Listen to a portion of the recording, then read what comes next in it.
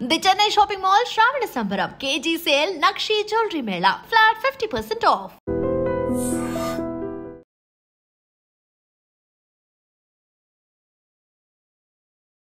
మీరు sleep paralysis గురించి వినే ఉంటారు. నిద్రలో చేతులు కాళ్ళు తిమ్మిర్లెక్కటం, స్పర్శ కూడా తెలియకపోవటం చాలా మందిలో కనిపించే ఒక సాధారణ సమస్య. ఇది తాత్కాలికంగా అనిపించవచ్చు, కానీ తరచుగా జరిగితే ఇది ఒక తీవ్రమైన ఆరోగ్య సమస్యకు సంకేతం కావచ్చు.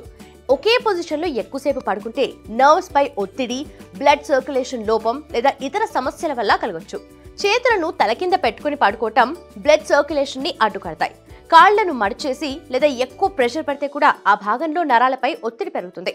తక్కువ నాణ్యత కలిగిన దిండ్లు మెడ, వెన్నెముకపై ప్రభావం చూపి చేతులు కాళ్ళు మొద్దుబారిపోయేలా చేస్తాయి. ఎక్కువగా ఎలాంటి వారిలో ఇలా జరుగుతుందంటే కొలెస్ట్రాల్, హై బ్లడ్ ప్రెషర్, అలాగే డయాబెటీస్ వంటి సమస్యలున్న వారికి, ఎక్కువగా ధూమపానం, మద్యపానం సేవించే వాళ్ళకి కూడా. అయితే వీటిని ఎలా తగ్గించాలంటే సాఫ్ట్గా ఉండే దిండు, మంచం వాడాలి. పడుకునేటప్పుడు ఫ్రీక్వెంట్గా పొజిషన్స్ మారుస్తూ ఉండాలి. ఆరోగ్యకరమైన బ్లడ్ సర్క్యులేషన్ కోసం రోజు వ్యాయామం చేయాలి. శరీరానికి తగినంత నీరు తాగాలి. బ్యాలెన్స్డ్ డైట్ ఫాలో అవ్వాలి. అలాగే ధూమపానం, మద్యపానం పూర్తిగా మానేయాలి. నర్వ్స్ పై ఒత్తిడి పెరిగితే అవి సరిగ్గా పనిచేయలేవు. దీని ఫలితంగా చేతులు కాళ్ళు తిమ్మిర్లెక్కుతాయి. కార్పల్ టనల్ సిండ్రోమ్, మణికట్టు నరాలపై ఒత్తిడి పెరిగితే వేళ్లు తిమ్మిర్లెక్కుతాయి. సయాటిక్ నర్వ్ కంప్రెషన్, వెన్నెముక నుంచి బయలుదేరే సయాటిక్ నర్వ్ పై ఒత్తిడి పెరిగితే కాళ్లలో ఇలా అవుతుంది. అల్నర్ నర్వ్ కంప్రెషన్, మోచేతి నరాలపై ఒత్తిడి పెరిగితే చేతులలో ఇలాంటి సమస్యలు వస్తాయి.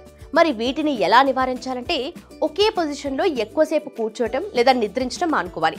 సడన్ గా లేచి కూర్చోవటం, ఒత్తిడిని పెంచే పనులు తగ్గించాలి. శరీరాన్ని రిలాక్స్ చేసేందుకు క్యాజువల్ ఎక్సర్సైజెస్ చేయాలి. ఆహారంలో ఆకుకూరలు, పళ్ళు, గింజలు, పాల ఉత్పత్తులు చేర్చాలి. అవసరమైతే డాక్టర్ సలహా మేరకు విటమిన్ B12, మాగ్నీషియం సప్లిమెంట్స్ తీసుకోవచ్చు. ఎక్కువ ప్రాసెస్డ్ ఫుడ్, జంక్ ఫుడ్ తినటం తగ్గించాలి. మరీ ఎక్కువగా ఉంటే డాక్టర్ని సంప్రదించడం మంచిది.